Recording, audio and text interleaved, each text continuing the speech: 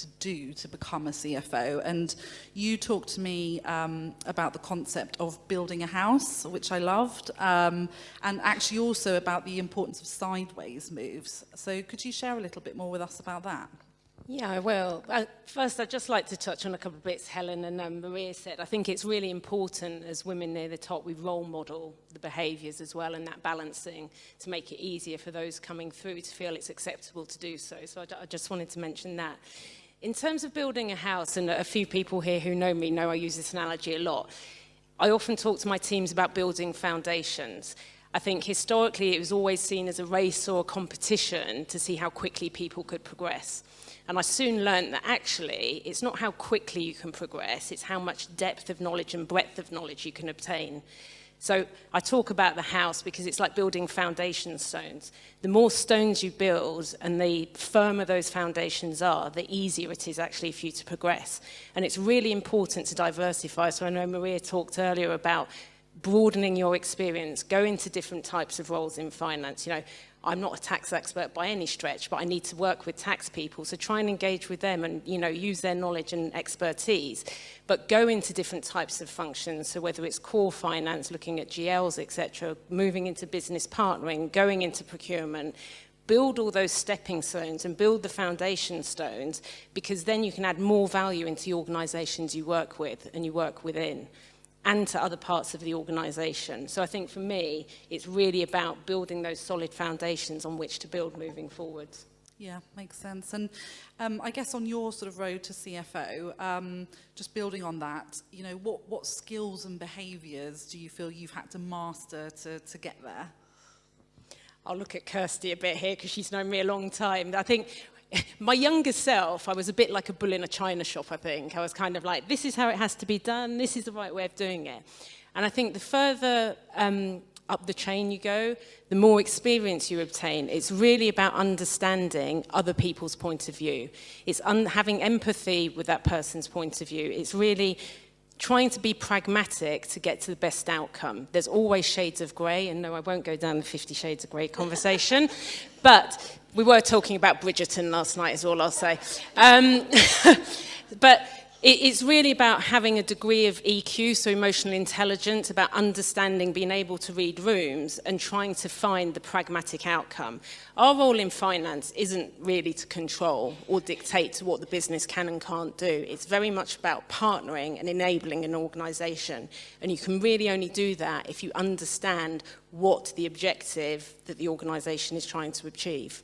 So it's really about pushing the boundaries, robustly challenging, but doing it in a way that enables the business to move forward. Brilliant, really insightful. And Lindsey, you talked about needing to build resilience and stand your ground, but also what I found interesting, you talked about that women's, and a little bit maybe to Carolyn's point there, need to start being themselves more, as opposed to mimicking male behaviours as a leader. And you yourself said you're an open book, you stayed true to yourself. So what did you mean with that? Tell us a little bit more. So I think Helen said it, it's a tough job at times. So there's no saying that it is an easy job. It's a load of fun as well. But I think, you know, growing up in manufacturing, so I've been 28 years in manufacturing, and, you know, it's a very male-dominated environment. And actually, you know, I had a female boss very early in my career, and then, you know, as I moved through my career, there was less and less females, you know, sort of around the table. And I'd look up, certainly in Kerry, you know, they were an Irish dairy conglomerate, so, you know, very Irish male traits and behaviours. And there was a couple of women in the leadership positions that actually you couldn't tell whether they were male or female because they just acted exactly like their male counterparts. And I suppose as I was coming through my career, I sort of thought, gosh, I'm not like that. So therefore, does that mean that I'm not going to get there? And like Helen, you know, I didn't ever sort of say, gosh, I want to be a CFO, but I always had an ambition to progress. And I started sort of, you know, thinking, well, you know, am I maybe not getting this role or moving as quickly as my male counterparts because I'm not demonstrating those traits. And you know, there's a lot of self-reflection in that. And it was probably not until I actually have my children. And I think you change a lot. You know, any of you there that have had children, you change a lot and you think differently. And I did a bit of coaching just because, that was what was going on in work at the time. And we were talking about, behaviours and traits. And I thought, I feel I'm different. And, you get all the MBTI and you get all of this stuff. And I generally come out as not a very typical accountant. And I think the one thing that I realised was actually that's why I'm actually good. That's what my superpower is, because I'm different. And actually I bring something different to the table, and I bring different opinions to the table.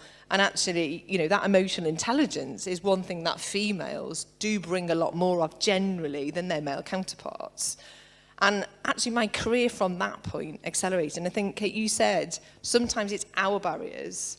And I think at that time for me, this whole pattern of self-talk where you almost talk yourself out of it. Because it's like, oh, well, I can't do it. And okay, actually, they're going to be better at it than me. And well, I haven't got the experience to do it. I think all of that got mixed up. And because you haven't got those role models that are role modeling it something different. So I think that's why I am very much the authentic me. And what I've learned is people don't work for companies, they work for leaders.